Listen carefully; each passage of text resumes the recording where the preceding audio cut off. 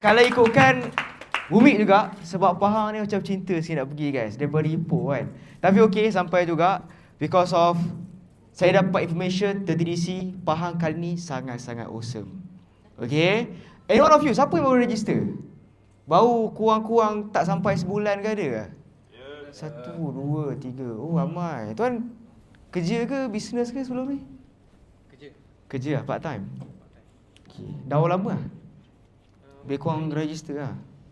Tak sampai sebulan lagi kot. Tak sampai sebulan. Kenapa jadi ejen? Sebab ada masa lebih dengan kerja Ricky ni nak try. Oh try lah. Okay. Tuan baru juga? Saya baru. Sekarang kerja ke part time ke full time ke? Full time. Full time? Full time ya. I see. Sebelum ni business kerja? Saya bisnes. Business lah. Ni full time lah. Apa sebab tuan jadi ejen? Sebab saya memang bisnes online. Online. Okey, cuma produk ini rumah. Benda yang sama cuma produk berbeza lah. Barang beza lah. Okay.